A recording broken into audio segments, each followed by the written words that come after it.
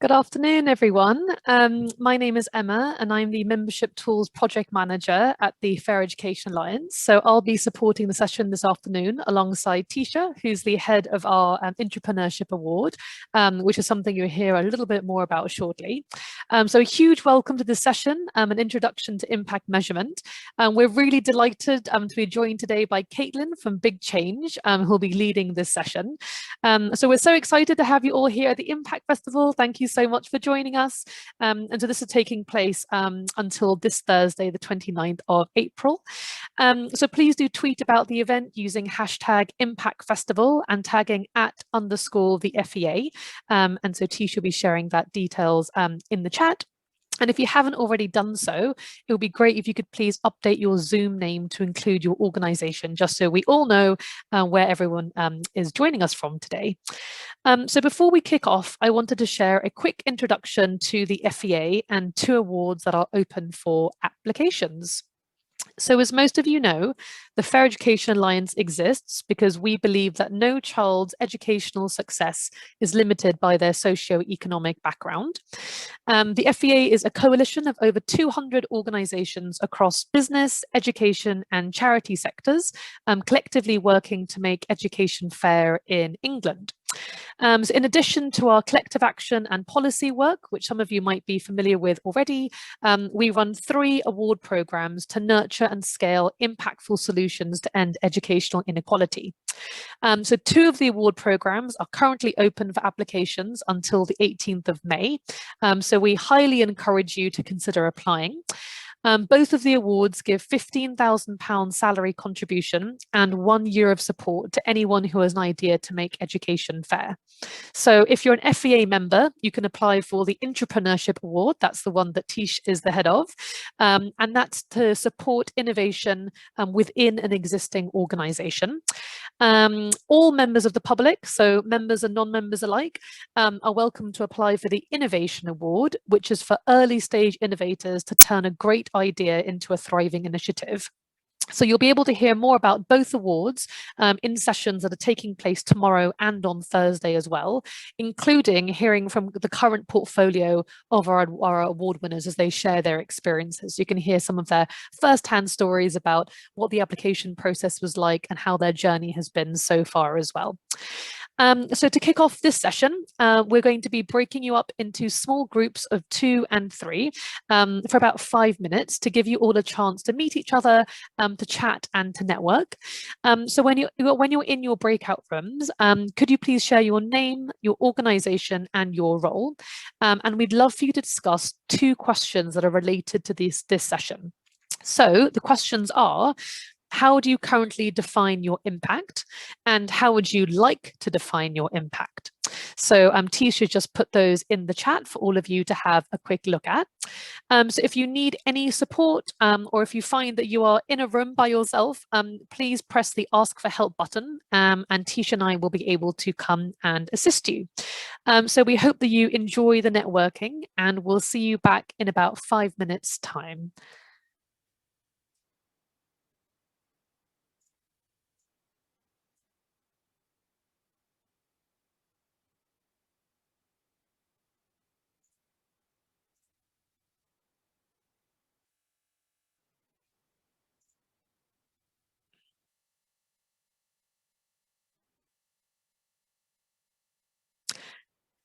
Oops, I just moved Elliot to room 1, if that's okay, because I think they were by themselves. Cool. Oh, we've got someone else. Fab.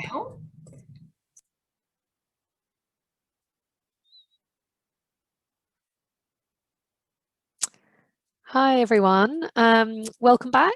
We hope that you all had some interesting discussions and enjoyed chatting to each other. So without further ado, I'll now hand over to Caitlin to start the session. All right, thank you. Thank you very much. And nice to meet a few of you in the networking sessions.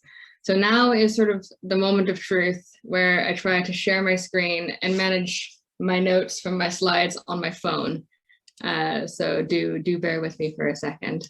I always want to like make noises or hum something awkward while I'm getting myself set up. Can you all see that? Good, cool. All right. So welcome to the Demonstrating Impact session of the Fair Education Alliance Impact Festival of 2021. In case Tisha's message didn't hit home already, the hashtag and the Twitter handle are there in case you want to take this conversation online, which you are absolutely encouraged to do. Nice to see some familiar faces and some new faces. Oh, there we go.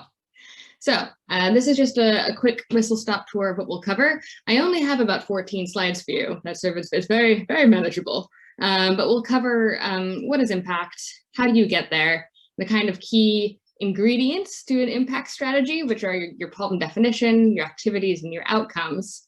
We will talk about data collection. I'll touch on quickly on sort of when to do like a formal impact evaluation. And then most importantly, we'll take your questions because I'll speak in a lot of sort of generics in order to try and make this applicable to everyone. But I imagine you'll have plenty of questions of how it applies to your specific work, and I'm happy to take those at the end. So who am I? So thanks to the pandemic, that my hair is about a foot longer and that holiday glow is definitely a thing of the past, but that is me. I am the head of impact at Big Change. I've had like impact management and sort of program and project management and various sort of frontline charities. But you know, like many in our sector, my quote unquote specialism, I very much consider myself a charity generalist. Started because I needed to learn how to do something new on the job because there was no other resource to do it. And that means that I probably bring a bit more of a practical lens to this work. I have limited experience in the more technical stuff. So if you want to talk like different regression analysis, like techniques, I'm probably not your girl. But I can give you the basics, some tips and tricks from someone who taught herself how to do this work while working on the front line. I do have an actual master's degree, but I practically have a second master's degree in YouTube, which is where I learned how to do all of the like Excel and like database trickery that I needed to learn how to do to make this stuff work. And I now look after the impact as part of a funding organization because Big Change, we are a charity and a funder, and we back the sort of early stage pioneering people, ideas, organizations who are trying to set up our education and learning system so that all young people who go through it can thrive in their lives. So I'll say that this work, it doesn't need an advanced understanding of data analytics or evaluation methods or like being fluent in any of the sort of M&E lingo, including M&E, which stands for monitoring and evaluation. If I use an acronym and you don't understand it, just put your hand up. I'm sorry in advance. But it does need time and it does need planning. So my background is specifically working with young people and well-being data and schools data. So some of my examples might be skewed in that direction. I also, hands up, I know that I speak really fast. I am what happens when you raise your child on the West Wing, and I thought that was a normal pattern of speaking. So if I'm ever speaking too fast, I think you can sort of like indicate to me by reactions to just slow down, and I will not be offended. So yeah. So I guess we'll start with the big question, which is like, what is impact anyway? So I think it's three things really. In true Simon Sinek form, it's your why. It's the world you wanted to create for your participants. It's the reason that you started to do this work in the first place. And it's a hypothesis. It's a theory that you're testing. You've identified a problem. You think there are some things that you might be able to do to try and solve this problem, but you want to know if what you're doing is having its intended effect. It's just a way for you to guide yourself as you do this work and make sure that you really are achieving the changes that you want for the groups that you have chosen to work with. It's also like quite harshly, maybe, I also call this your so what factor. And anyone who has sort of like worked with me in a grant making capacity will be sick of this question by now. Sort of, it's so what? So you increased your reach to 30 schools. So what? So you delivered workshops to 50% of your target group in local authorities. So what? So like what were they able to do as a result? What do you want to happen in order to, what do you want your activities to be able to help people think, feel, do as a result? And it's also like, it's really complex, and like, that's really okay. You really can do some things early on to set yourself up to cope with this complexity, especially since a lot of the work that you will all be doing is influenced by a lot of factors, from the school environment to your participants receiving other services to relationships with parents and carers. So if attributing positive impact to your program specifically is tricky, that's okay. It means you sort of like, you've embraced the complexity in the way that is needed in order to sort of make the change that you want to make. So this is your road to impact. We will go through each of these sort of key ingredients one at a time. Those of you who are familiar with the theory of change will be thinking that this looks pretty familiar, and you are not wrong.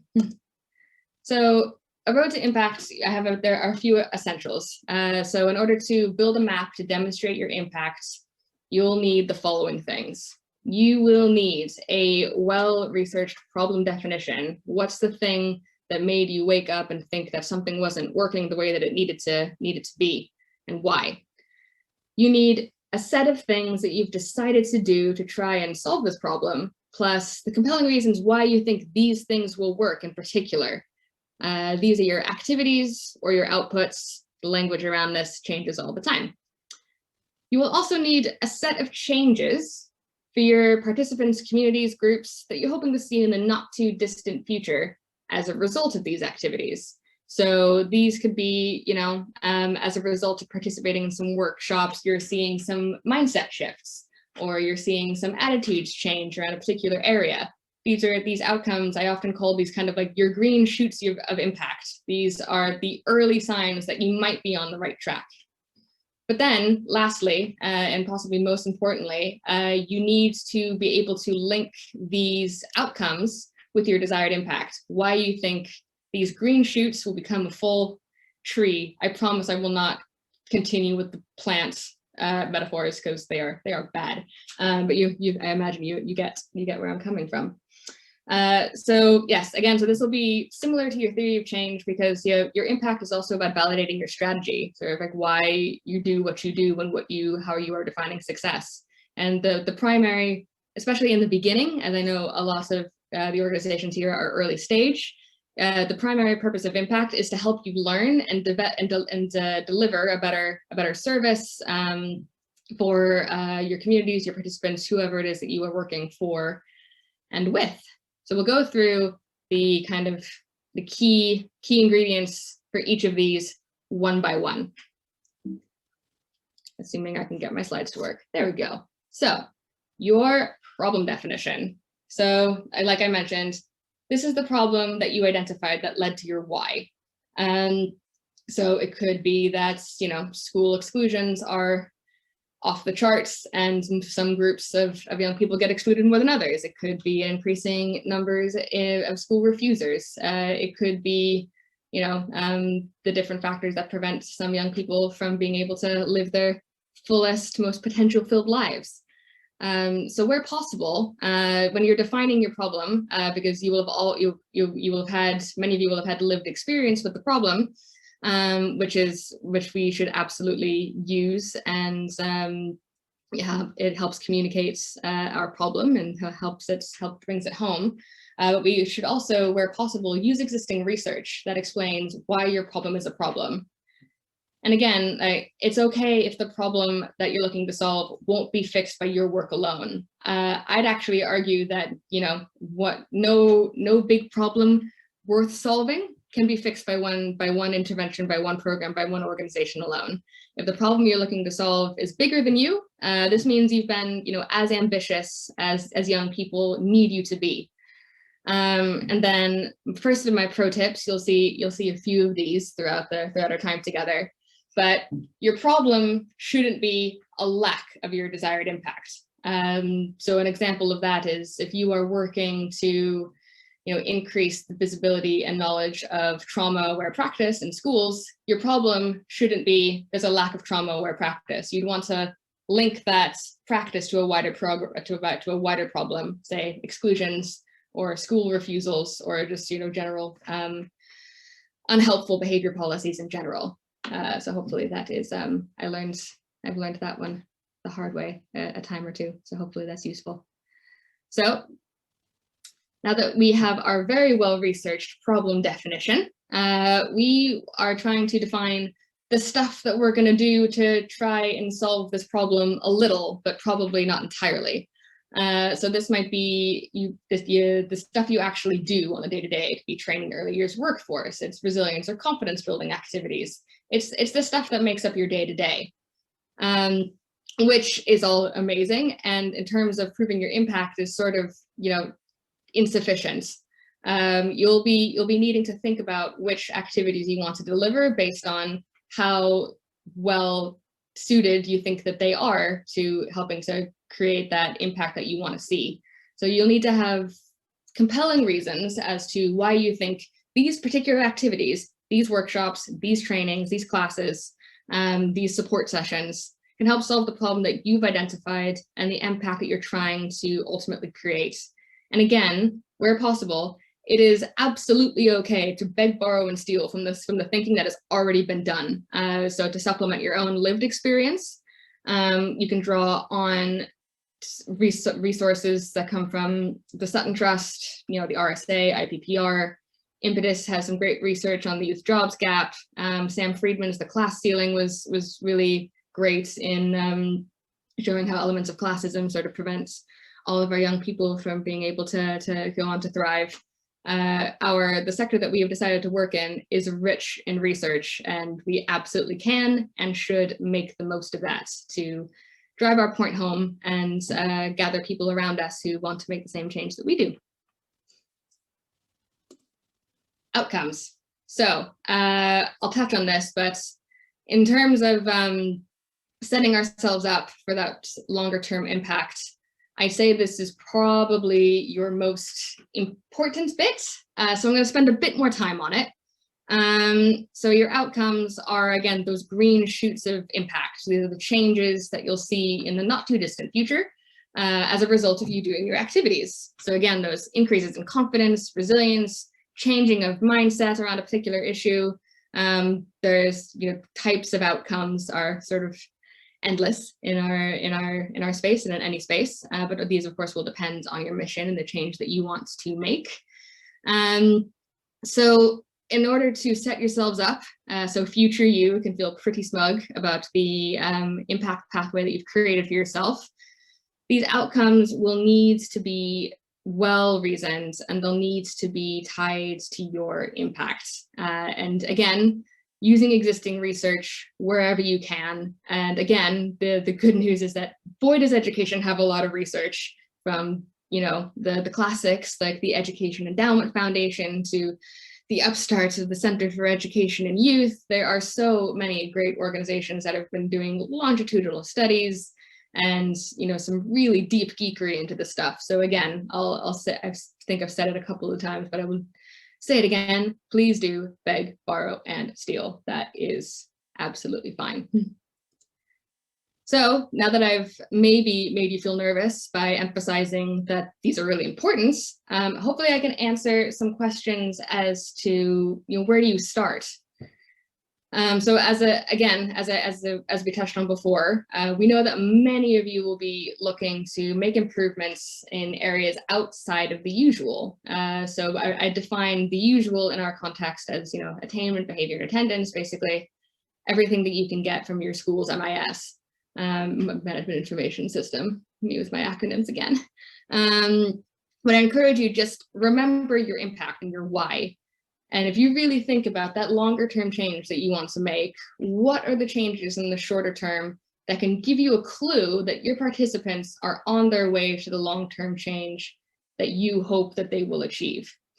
And while it is possible to sort of make up your own definitions and measurements, in order to engage as many stakeholders as possible and make this stuff as accessible as possible, I think it's easiest and still robust to use metrics that are already established and well understood by many across the charity and education sectors. Especially those of us who are working in sort of across youth work and education, or social work and education, or sort of have a lot of the cross-sector working, we want to use sort of as much of a common language as we can, since we know that all of the sectors that we work in come with their own language, their own definitions of success, and their own lingo. So for example, linking sort of your outcomes to impacts, one example I could think of is, if your big dreams for young people are for them to go on and lead satisfying lives and you're teaching them resilience, you might reference Bounce Forward's longitudinal study, which links the two. And other sources such as the EEF, the Center for Youth Impact, Sutton Trust, Center for Education and Youth, these are all institutions that have really rich resources for everything from defining your problem to linking your outcomes to your impact. And when it comes to existing metrics, there are a lot of sort of existing frameworks that are really useful for this stuff. Some of my personal favorites are the Center for Youth Impact. They have an outcomes framework for social and emotional learning metrics. I think I can share my slides at the end of this. So if I'm babbling a bunch of organizations, you should be able to have these yourself if you want. But other favorites of mine are the Office of National Statistics for Wellbeing Measures.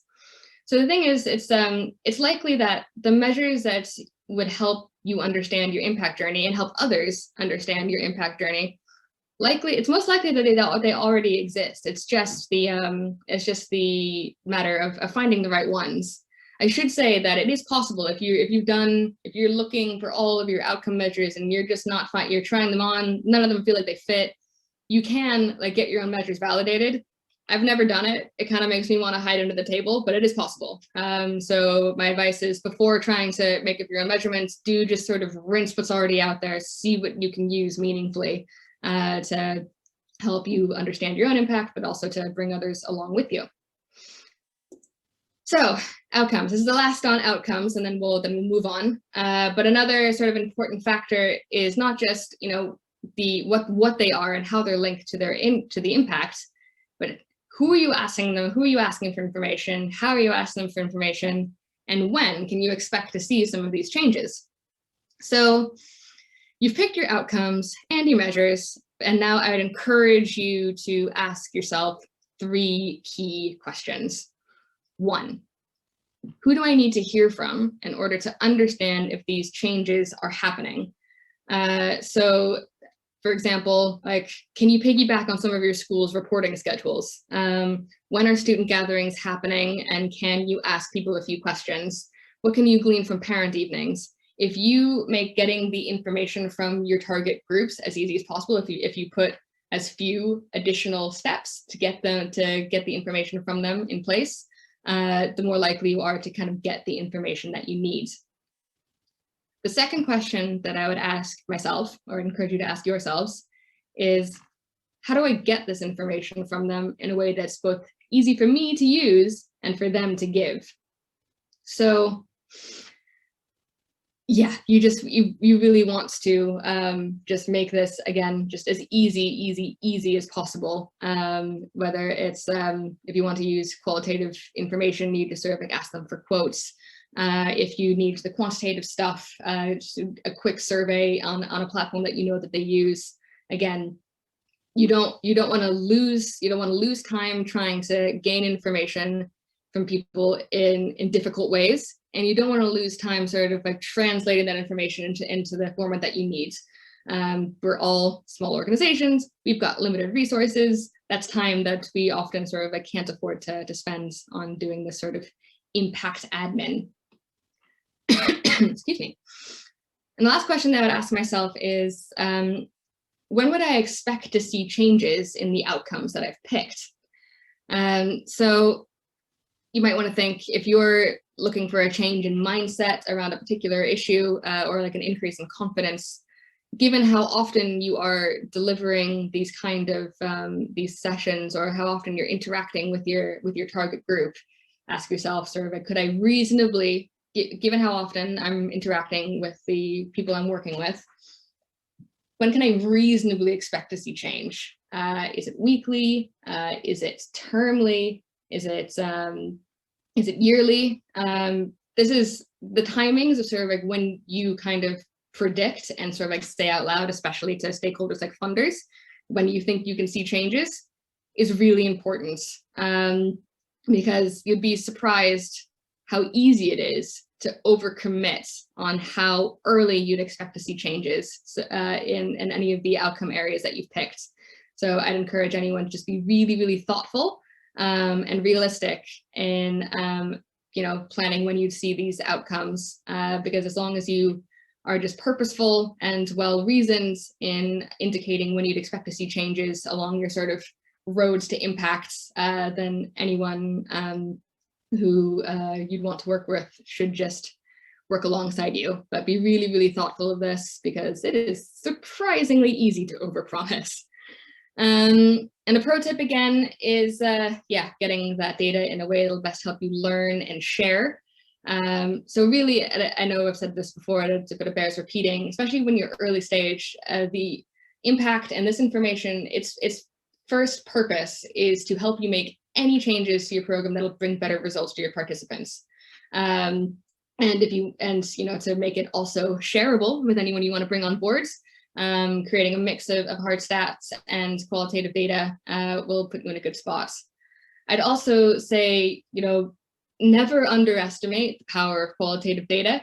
In this current climate, you might incorporate a lot of, especially funders who really want that sort of those hard stats, the hard quantitative data, but it really is those stories that bring your work to life, and they'll get you a long way. So qualitative data tends to take a back seat. I'd encourage you to encourage as many of those sort of early green shoots success stories as you can directly from the mouths of your participants, because that really makes your work sing. So we're nearly to the end, and then you can ask me questions about any of the stuff I've rattled on about for the past few minutes, which is data collection. Just a few pro tips from someone who's tried and failed in a lot of different ways of doing this, which is again piggybacking on existing systems, because you'll get the best quality data by making it as easy as possible. And again, that's making friends with your school data manager and seeing where you can piggyback on their existing reporting schedules. It's figuring out where your participants are gathering already and see if you can sort of do an add-on to what they're already doing. Because again, as few hurdles to getting information from your participants as possible, the easier it'll be and the better quality the information will be. I'd also recommend creating incentives for sharing information. Like this might sound a bit crazy, and I'm not going to say that I haven't given a school data manager a box of chocolates and sucked up in a way that was horribly undignified. It worked, but sometimes this can be as simple as just reporting back to your participants with any changes or improvements that you've made to the program as a result of their feedback. Because if you show the folks that you're asking for information from, what you do with their information, and really show them that they've been heard, they will want to share with you, because they will see that that you're not just extracting, you are using their feedback to create something that works better for them. I'd also suggest that you find your allies and you find your champions. Again, I referenced sucking up to your school data managers, but if you're working in schools, there's always someone who loves data and feels really underappreciated. So if you make that person your friends and sort of show them how much their work is valued, the returns will be pretty good. But also befriending the most vocal or influential kind of parents or carer in various circles that you're working in. And also identifying the connectors and leaders in any cohorts of young people that you're working with. Find those influencers, find the ones that people listen to you, and make them your ally, make them your champion. And I know I've said it again, but I've said it before, but I'm gonna say it again, is those meaningful timelines around when you can expect to see change in your chosen area. Because, if you, for example, if you are doing something around, behavior policy, you're not going to see changes in behavior marks every week. So definitely don't overpromise your internal, external stakeholders. If you really clearly set out that timeline of what kind of changes are going to happen when, you should be able to shield yourself from having to bend your timelines to meet other people's needs. So just be very realistic, because over-promising is harder than having to say no to someone's suggested timeline in the first instance. And lastly, I'd recommend building that long-term engagement with your participants into the DNA of your program, because impact is like a fine wine or sourdough starter or something, but it only gets better with time. And you won't likely see the deeper effects of your work until long after your program is over. So if you build a strong alumni network, or to sort of give people incentives to keep in touch with you, bring them back to events like this wonderful impact festival, you'll make them want to keep in touch with you and let them know how you're doing. So if you build that long-term engagement, you get that pathway to that long-term impact. So last slide, and then we will go over to some Q&A. So many of you will have heard of sort of formal, like external impact evaluations, randomized control trials, hiring an evaluator to help you understand your impact. I just want to end with a few quick tips and tricks as to when to pursue this or when not to. So understanding your long-term impact is possible, multi-years from now, sort of extracting some of your impact from the more complex working with lots of other organizations. This is possible, it definitely is, but do be aware that it can be costly, and it often requires many years of consistent and high quality data. Going for an evaluation before you're ready comes with the reputational risk, should the results be poor or insufficient to determine impact. And you can, and I think you absolutely should, push back against any stakeholder who wants you to engage before you feel ready, before you have those years of a consistent codified program that's been measured in the same way. Otherwise, a bad evaluation can burn you for a bit. I've been in an organization that had an inconclusive one, and it was really hard to come back from. So do just exercise caution. If someone wants to push you towards an RCT, a randomized control trial, when you still feel like you're finding your feet, you can, and you absolutely should push back. You should also have a resource to hire an evaluator to design your research with you, and a member of staff who can work on it mostly full time, because again, this stuff is complex and you really do want to be hands-on in it because it's your work and your sort of reputation at stake. Impact evaluation often means comparing different outcomes with a group with similar profiles to that of your participants, through randomized control trials, which is just picking folks at random who didn't have your, in similar conditions, who did not have your intervention, through matching or through benchmarking. So you'll likely need several data sets and access to these data sets, such as from local authorities or from the National People Database. And this takes time and resource, which the right evaluator can get access to. So if you're looking for an evaluator, you want to make sure that they can unlock all of those data sets that you'll need to compare your work with those who haven't been able to receive it.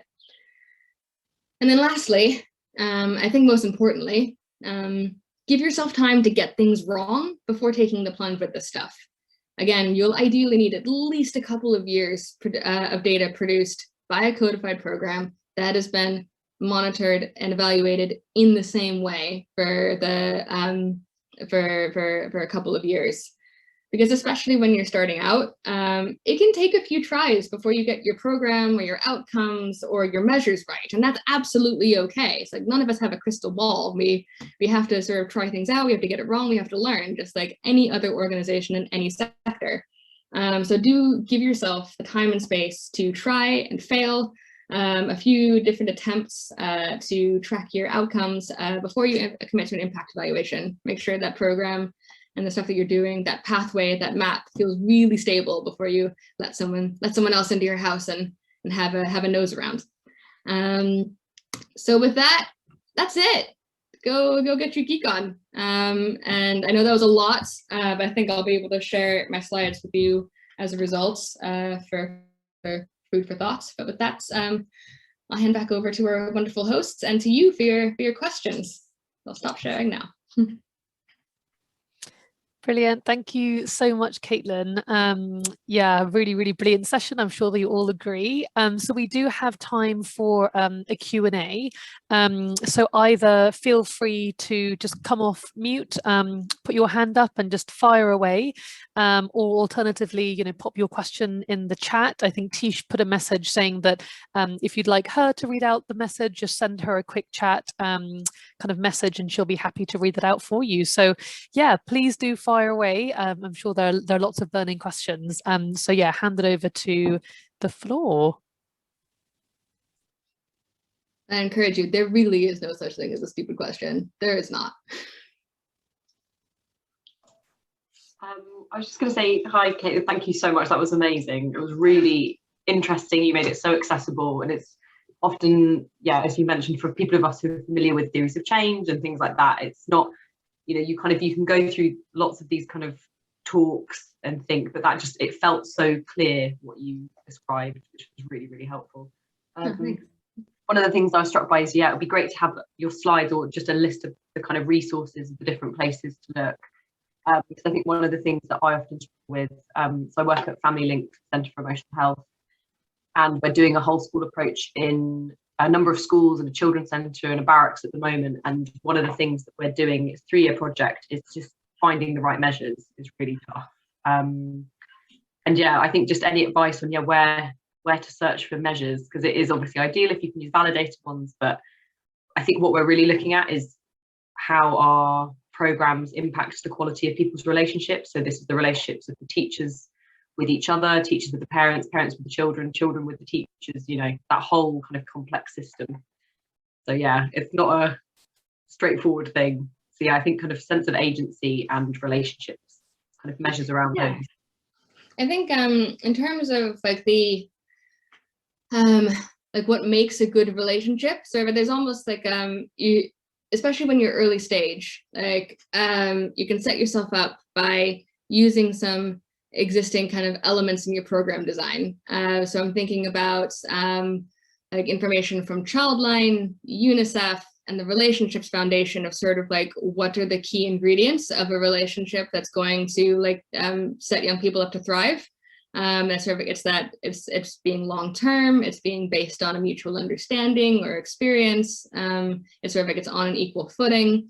So if you, because this stuff, especially this sort of like softer stuff, is so hard to measure. But yeah, I'm remembering Childline, UNICEF, and Relationships Foundation. They've got a sort of a relationships framework that's all fun, but it's helpful to sort of set yourself up to sort of like, okay, so this is like the secret sauce for like what a good relationship is going to be. How can we build that into our program design? And then you show everybody sort of like when you're meeting to bring others along, sort of like this is how like the way that we decided to do this work is based on this, based on these kind of ingredients that this evidence shows is best place to make a relationship that's going to help young people and young adults. And those are in the M&E world are called indicators, but it's really just, it's stuff, it's ingredients. I like ingredients for secret sauce. I think I'm going to remember that.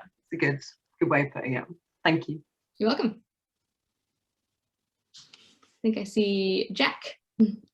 Hi, yeah, we were chatting a little bit in our breakout group about kind of some of that longer term stuff. Like I feel like, so I work for an LGBT charity that supports schools, and we're quite good at collecting like that ongoing M&E at the end of a session and sort of how much people feel more confident, etc. But then understanding like the long-term impact. And I completely get that that's a huge risk, as you said, of like if it comes back that actually we've been getting you in for 5 years and it didn't really change anything.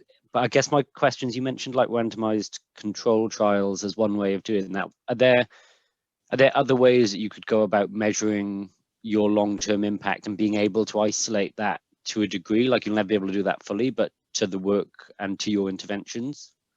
Yeah, I think so. And I think that's where that kind of like long-term engagement really comes through. Sort of like if you define like what your so what is, sort of by people being able to attend these workshops, sort of attend these sessions with you. You know what you want them to do, think, and feel as a result of having engaged with you in that shorter term. But what do you want them to be able to do, think, and feel as a result of engaging with you in the longer term? And there is space to sort of like figure that out. And actually, you know, I might recommend sort of co-designing some of that stuff with some of your more engaged like program participants. Sort of like, what do they think now that they've sort of like engaged with you, that they feel kind of empowered to go off and do. And if you define that yourself, you can just create that long-term engagement with your program participants and see if they've been able to do the things that you hope they've been able to do. And if it is that simple at first, which, you know, having a relationship with someone for a really long time, figuring out what they've been doing with their lives, that's not simple, but that's a good enough place to start. And as soon as that starts feeling insufficient, or if you feel like you want your definition of impact to get a bit more complex than that, and if you've been you know, going for a few years and you've been capturing those same outcomes, you figured out a way to sort of figure out whether the so what is happening for a few years, you'd be in a good place to put resource behind an evaluation done by somebody else. Great, thank you so much. I've got a quick question, which is kind of from coming at it from another angle. Like, have you ever done much evaluation on the impact of volunteering-based programs on the volunteers' development and their like either professional development or sort of well-being, happiness, that kind of thing? Has anyone ever done anything that's kind of looking at the volunteers and what they've got from it? I mean, it's a good question. I mean, I haven't done it specifically, but I'm trying to rack my brain real quick to think if there would be anything that we've shared that would need to be different when applying to volunteers, other than, yeah, I guess building in that kind of co-design with them at first, sort of like if you don't know yet what you want the volunteers to be able to sort of like think, feel, do as a result of engaging with you, maybe just sort of get a few of your most engaged volunteers together, ask them how it's made them feel, what changes they have experienced, and turn that into a codified experience that you're hoping to offer to all of them. But I think the same principles should apply. I mean, all my examples were based on like schools and young people, but I think you're going to apply the same recipe to older folks too. Thank you. I think I've got one from Abby. Hi, thank you so much for your talk. It's really interesting. Do excuse my kind of hiking attire. It's freezing in my flat because our heating's not working. So yeah, that was all really interesting and really useful principles to apply. I work at Brightside, and basically we do digital mentoring with a really wide range of partners, which means we run loads and loads of projects, and they often have like different evaluation mechanisms. So we often it's basically always surveys. So I guess it's the same mechanism, but we often use different questions because our different partners, if we work with the university, for example, they'll have their own framework, and then we have our own framework, and some of them want to use ours and some of them don't, and sometimes we work directly with schools and sometimes it's corporates. And so basically what I'm saying is we have this huge database, and it can't all speak to each other.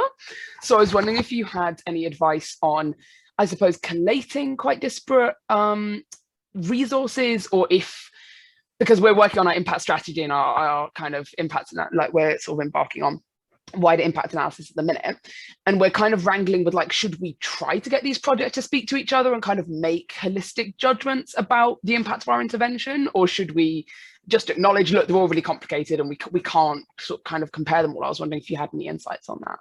That's a really good question, and I think as someone who built a database from scratch, did I know how to build a database from scratch when I started doing it? Absolutely not. Did I do it anyway? Yes, but I think some of the lessons that I learned is like, before you engage with any sort of like official like coalition and try and like get things to speak to each other and measuring things based on what you have.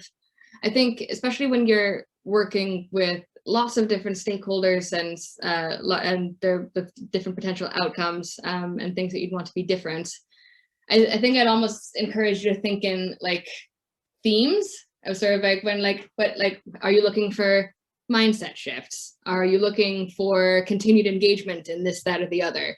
Are you looking for them to do something different?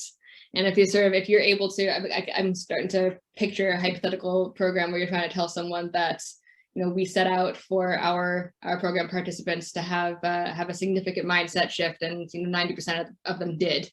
But if that varies from program to program, at least you've got sort of like your theme there. So if you start by thinking about, okay, so what are the common elements that we can definitely get from all of these sort of varied engagements with different kinds of people, and just sort of before kind of going hell for leather for like a database or an MIS or any kind of knowledge management system, I just sort of like practice capturing stuff in an Excel sheet for a while, like at least six months, possibly up to a year. Because by the time you invest in a proper resource to sort of like give all of your information a home, you should have a pretty clear idea of sort of the kind of stuff that you're able to capture. And I cannot recommend the concept or the practice of a prototype enough. That's really useful. Thank you so much. Sure.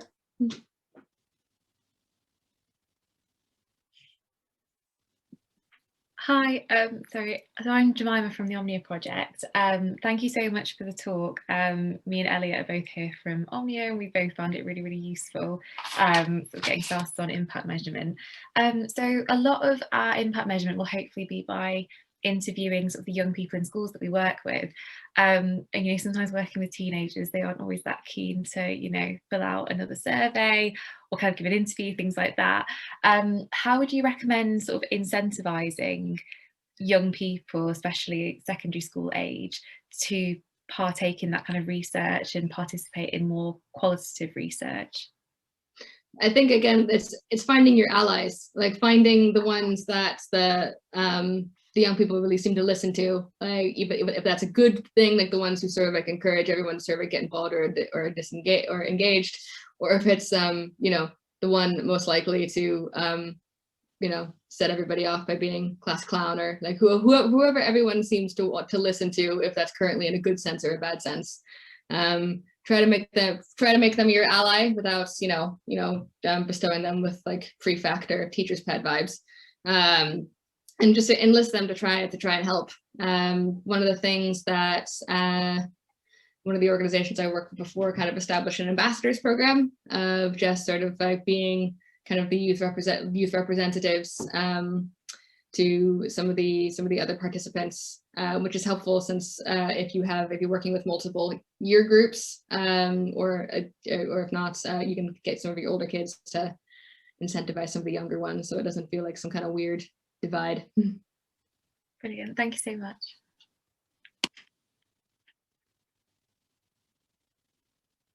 Also, Nando's gift certificates, those work really well. Surprisingly well.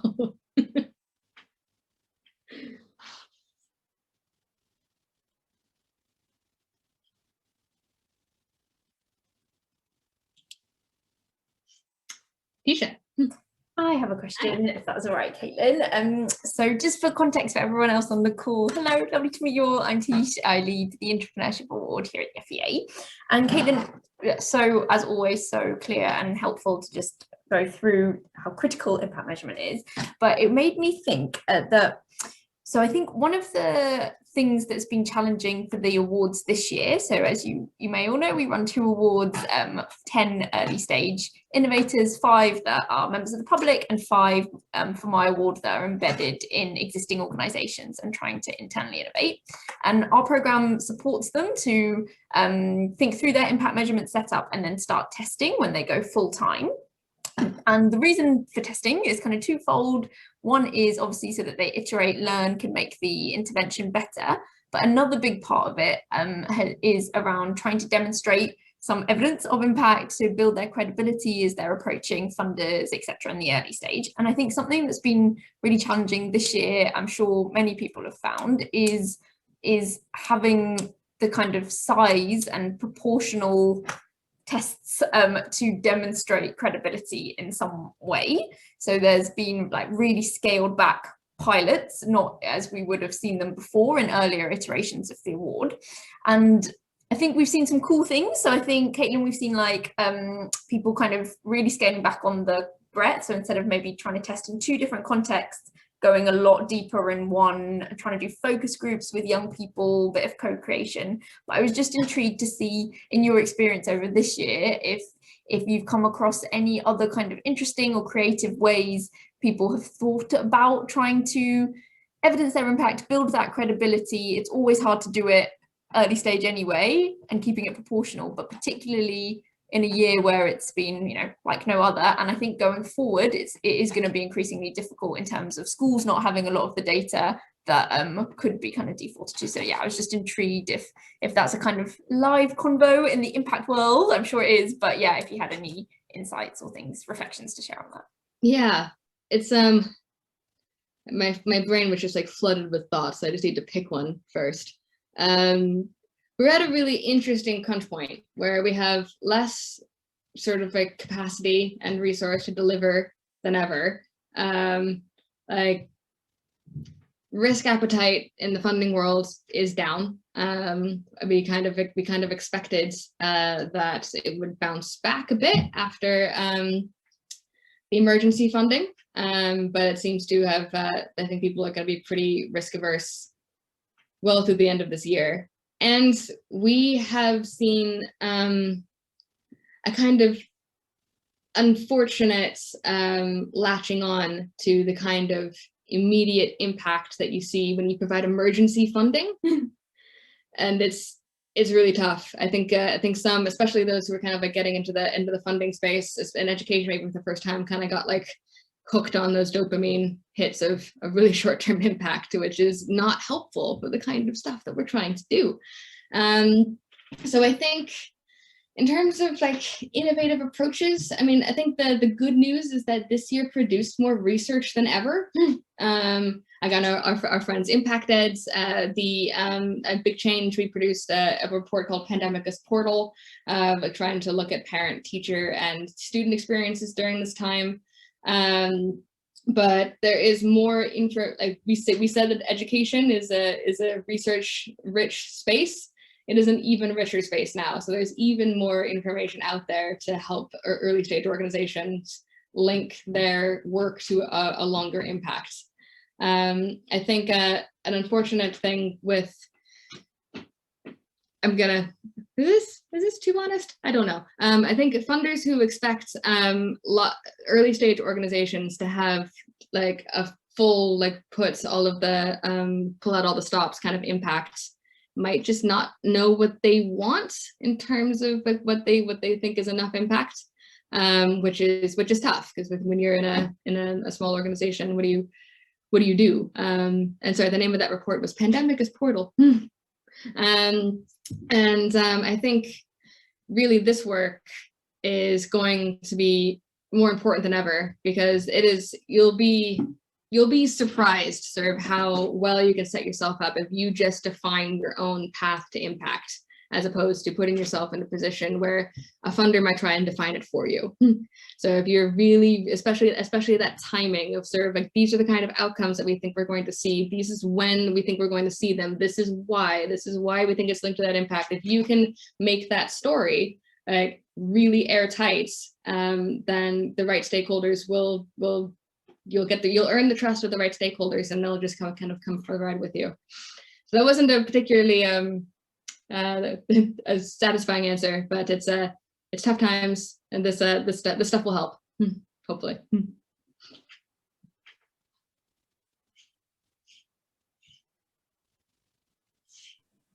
I've got just a really quick question, which is, have there been like a program or an activity that you've worked on where you've thought, you know what, this just isn't, because of what it is not suitable for like long-term impact. You know, it would be kind of flogging a bit of a dead horse to try and do that. And is that a situation that you've ever encountered? And if so, have you had to kind of push back against other stakeholders who have wanted that, where you think actually it's not helpful, it's not kind of appropriate? Yes, in short. And I think it comes down to, I think, especially as resources are getting tighter, and we're seeing lots and lots of people. It's great to sort of enter into this space. I think we've got to get a bit broader with what our definition of scale is. Like, scale doesn't necessarily mean that it's you doing your program in more places, you know, forever. Scale could be a charity merger. Scale could be sort of like having a program design that gets adopted by another organization. Sort of the instance that I'm thinking of is a training program that we were sort of working with, that it just ran its course. It was sort of it was only ever meant to work in one place. It worked with the people that it was meant to work with, and at that point it was clear that sort of like the program was not going to live on in the sort of like the classical definition of scale, and that's going to keep going. It's going to grow. It's going to go places, because there was lots of competition coming in, and it just wasn't the strongest actor. And so we ended up doing is just making sure, like, how do we get these sort of like these key ingredients for why your training was special, and make sure that they get into as many other places as possible through partnership and through creating of tools and sort of video resources, making sure that, you know, the essential elements of what made that training needed were able to live on, even if it wasn't that organization continuing to deliver. So yeah, there will be things that run their course, that's okay. But if there are learnings that would go out with the bathwater, with the program that really should be, you know, shared, then I'd encourage to anyone who's working on a program where they think they've reached their natural conclusion, which is fine. We should have that conversation more than ever. I'd encourage to shift thinking around how do we make the most of what we've learned and make sure it can get to as many folks as possible.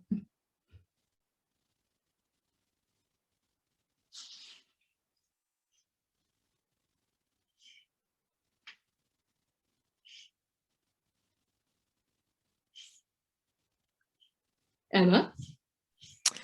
Yeah, I've got a quick question as well, actually. So yeah, really interesting, I think, to hear from everyone's experiences and, you know, all of your kind of organization's journeys when it comes to impact measurement.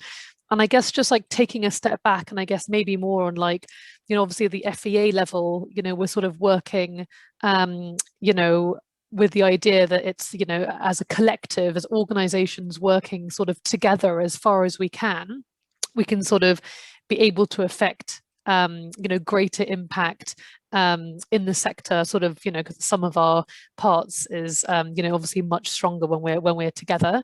And I'm just thinking about impact, like I'm trying to measure impact at that level.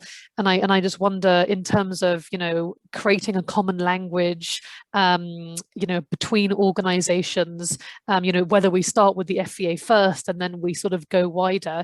I mean, is that something that you're sort of seeing happen in the sector? And, you know, how can we sort of, I guess, collectively move towards getting to a place where actually, you know, the language that we use, the measurements, the levers that you've been mentioning in your talk, there is, I guess, we're moving more towards some sort of alignment, I guess, to be able to measure sector-wide what our collective impact is. Yeah, and I think one of the things that's come out of our recent research, which we'll be publishing in the summer, we have these 10 big hopes for education, and we sort of looked across the education space in the UK and globally just to see how each hope is doing. Are they happening? Are they not? And what sort of like what kind of needs to happen in order for them to become a reality over the next 10 years. And one of the things that came out really strong is this sort of like funding of networks, that sort of a collective impact moving away from the traditional, we need to fund the things with the nice, neat beginning and middle and ends, and everyone stays in their lane, and the impact is really easy to prove. But that's not how you make the most change for and with the people, the communities that you're working with. So, and it does get a bit messy, really, but that's okay. And I think one of the things that we have been doing, especially when we've been funding sort of like advocacy work, is sort of as opposed to especially advocacy work when not only is like the public health situation shifting all the time, but the policy landscape is shifting all the time. So what sort of like advocacy and collective effort means depends on like what avenue is available this week. So we've instead of sort of like, we are going to get, unless there's a policy, there's an APPG, and there's a really sort of a clear way to make the most of a classical policy route. Instead of defining sort of like advocacy outcomes, like we're going to produce this thing, we're going to have this specific change, we are sort of measuring the impact of different activities, sort of coalition building and influencing and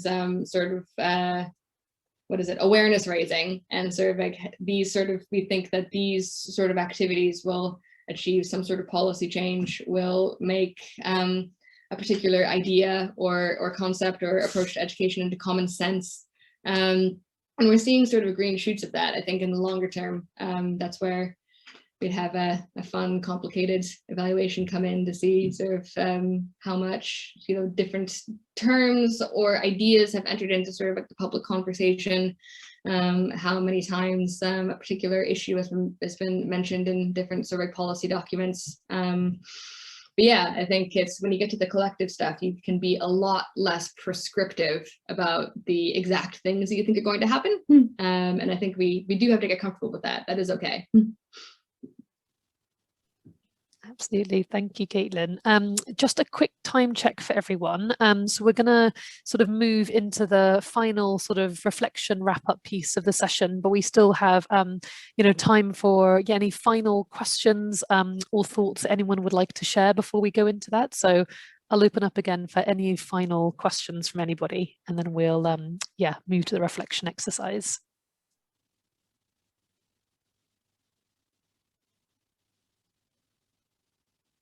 Tisha. If there's not one from the floor, I have one more if we have time. But mine is a bit less specifically about actual impact measurement, Caitlin, and a bit more about like how you communicate it well. So another reflection I had as you were talking was that from my entrepreneurs this year, there's been a real range. We've had, some organizations that are 20 years old, very established impact measurement practices, others that are quite new, and impact measurement as a concept is something they're still exploring even in their kind of core business. And I was keen to hear if you have any kind of reflections on when an org says like we're really driven by impact, what does that practically look like? Because part of the application, we ask for the board and CEO to kind of put in a statement on things that they would like to do to help change the organization to support the innovation internally, and impact often features, but it's often the one that I think some of our younger organizations feel less clear on like what it can actually look like. So yeah, I was keen to hear if you had any reflections on like practices, cultures, governance structures that really can demonstrate that an org is like, yeah, really using that impact to build their learning internally as well. That is a really good question. And I think, I can imagine sort of in that context, it is sort of difficult to interrogate an organization's sort of like impact culture stuff. But I think one of the main sort of one of the main questions is sort of like, what do you like internally? What do you do with this? Because I've been a little bit surprised how many of the sort of like not as a funder, but when I was still working in youth work, how many organizations collected impact information for their funders. And I think like asking the question, how do you use this internally? And if there's an opportunity for a probing question, sort of like can you tell us examples of when you use impact data to make a change to the program and what happened?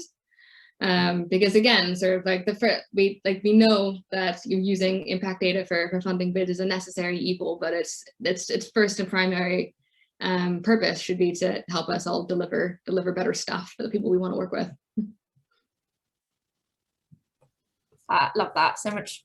Yeah, that just made me think lots about our needs assessment and what we can add to it. Yeah, asking for examples, because people can blag about impact. I've done it.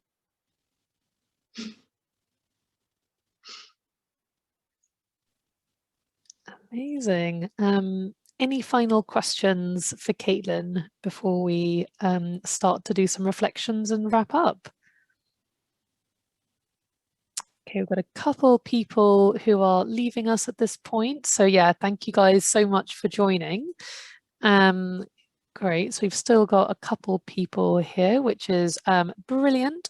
So actually, what we thought we could do is we'd love to hear from each of you a key takeaway from what you've just heard in Caitlin's session and from the Q&A as well. So what is one key takeaway that you're going to be sort of bringing with you, you know, when you leave the call, and also one key action that this session has prompted you to take. So that could be an immediate action, something you're going to do straight away. You're going to email someone, or you're going to, you know, update a document, or it could be something that you're going to plan to do in the next sort of week or few weeks. So yeah, not time bound at all. But we'd really love to hear sort of your thoughts on those two things. And so what we thought we would do is to kind of split you. Actually, it works out quite well. We can put you into pairs, and then we'll give you about 5 minutes or so to have a chat in your pairs about those two things. And then when we come back together, we'd love to hear your thoughts on, you know, kind of, yeah, what your reflections are and what your takeaways are as well, and what you're going to be doing. Actually, hold on a second, let me see. We actually got, okay, we've got 3. So actually, maybe we'll just do it together as a group. How does that sound? Yeah.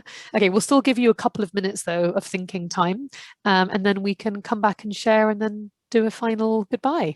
So yeah, a few minutes to think about that one key takeaway and one key action.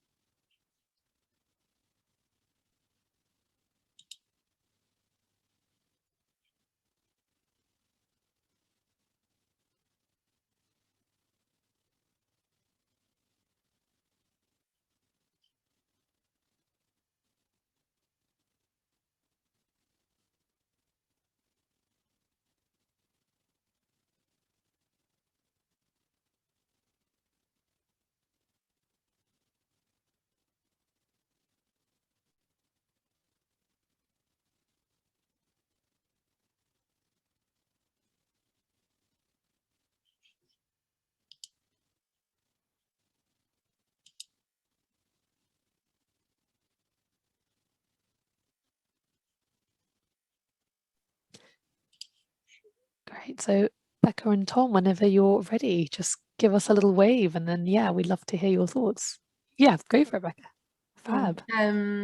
So for me, I think the key takeaway, and this was really, really helpful as a complete evaluate, like my evaluation experience comes from just kind of like osmosis rather than actually doing any particular qualifications or anything like that. So I always feel quite intimidated by it as a concept because I don't know actually that much about it. So this was really helpful to just get kind of 101. I guess for me, one of the key takeaways is just that reminder of the danger of only using impact data, you know, to report to your funders, and that the primary purpose of all that data should be to improve your activities and to improve your programs. It's a really easy trap for my team to fall into because our work is entirely doing activities with funders. So, you know, it's really easy for us to then just design all of the evaluation around what are they going to want to hear, you know, like what will Goldman Sachs love the most? And that's not really, you know, we've got to remember to kind of keep the pupils at the heart of it. And I think it's particularly when you work amongst fundraising colleagues, it's quite hard to keep that sometimes. So that was a really good takeaway for me. And I think a key action is going to be setting up either like a focus group or some kind of co-designing session with some of the most engaged volunteers that we have from different activities and different organizations, just to hear from them, like how they felt about their volunteer, kind of, you know, what they got from it. Because that's a big part of next year for us, is really highlighting to our funders, like, this, by taking part in these activities, you are benefiting so much as well, and being able to have some evidence to like back that up. And we've got a universal evaluation framework for our volunteer experience, but this is the first year of doing it, so we really want to iterate that and make it stronger. And I think having that co-designing element of it is a really great idea. So that's something I want to include over the summer.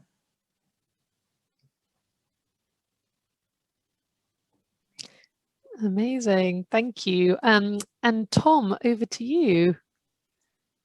Yeah, sorry, I was really keen to come to this session, and then a 3 till 4 meeting got put in at the last minute. So I didn't catch a huge amount of what you said, Caitlin, but really interesting what you did say. And I just say to you, Rebecca, I've done quite a lot of evaluation in a couple of different jobs, and it still terrifies me. So I don't think experience necessarily changes that. Yeah.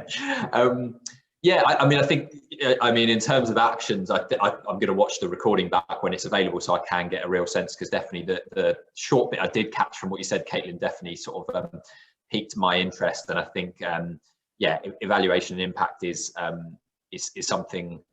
I think certainly the way I work and my interest in my particular innovation idea especially is quite sort of, I like the pioneering side. I like kind of throwing myself straight in and being quite anecdotal with impact, saying, you know, I'm sure this will work because, you know, I've seen it work before and that sort of thing. And I think having that almost evaluation brain of someone who goes, right, but let's absolutely work out how we're going to evidence this impact. What are the important metrics to show is really important. And it was interesting, actually, you mentioned it, I suppose, in terms of takeaways. You just mentioned the APPGs before, and in my previous role, I was involved a bit with running some of them, and hadn't really thought about it in relation to my innovation idea that I'm hoping to take forward beforehand, but actually trying to find out which APPGs have been run recently linked to that innovation idea, and even if I can get sort of write-ups and actions that came from them, would be quite interesting, because yeah, my previous role was in the anti-bullying sector, and they ran anti-bullying APPGs quite regularly, and they were really useful. So yeah, I think that's kind of the main takeaway, as well as to yeah, watch the recording. And I think just to touch on what you said, Rebecca, about the kind of reporting to funders challenge, I think I'm also thinking about that from an impact perspective, because my innovation idea is partly involving social workers and social services, and partly the education side and schools. And I think in terms of long-term sustainability and funding, I'd be thinking about wanting to get funding from organisations to support both those sectors, but they're quite different in terms of outcomes and what they look for in impact evidence. So I think that's yeah, something that I need to think about in a bit of detail as well. Amazing. Thank you so much, Tom, for sharing. And yeah, brilliant to hear from both of you. So I think, yeah, that kind of basically leaves me to wrap up the session. So, I mean, first of all, just a huge thank you, Caitlin, for such a great session. Absolutely fantastic. Yeah, woohoo, round of applause. So yeah, thank you so much for that. And if you are kind of happy to share your slides, then we can yeah, kind of make sure that those get to people who attended this session. So yeah, so I mean, I know it's a kind of we're not our complete numbers that we had on the call, but still your feedback is really, really important to us. This is the first time that we're running the Impact Festival, especially sort of in this guys. So if you do have any immediate thoughts or immediate feedback, Tisha's popped an email address in the chat, so please do feel free to drop us an email with any of your kind of thoughts. And we're also going to be sending out a quick survey at the end of the festival, so you'll be getting that sort of end of play Thursday, early Friday. So we'd love to hear from you. And Caitlin will be sending one to all the speakers as well. So we'd love to hear your experience as well. But before you go, Tisha's just launched a very quick poll. So if Becca and Tom, if you guys are happy to just take 30 seconds just to fill that out, that would be brilliant.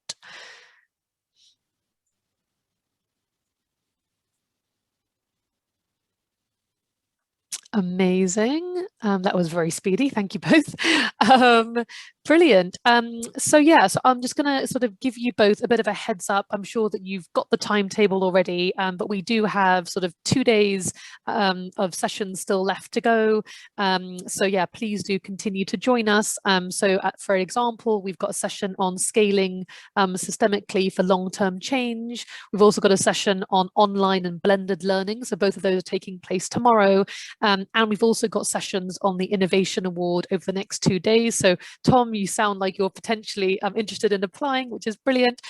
So we've got sessions on the Innovation Award, including one where you can actually hear from our current portfolio of winners. So you can actually hear about their experiences, so that could hopefully be quite enlightening. So yeah, if you aren't able to make future sessions, and actually Tom, you'd said as your action to be listening to the recording, we are sharing recordings for all of the sessions. And so you should be getting that in the next few days as well. So yeah, just a huge thank you for joining. Enjoy the rest of the festival, and yeah, have a lovely afternoon. That's it from us. Thank you so much, guys. Thanks, guys. Bye. Caitlin. Take care. Everyone.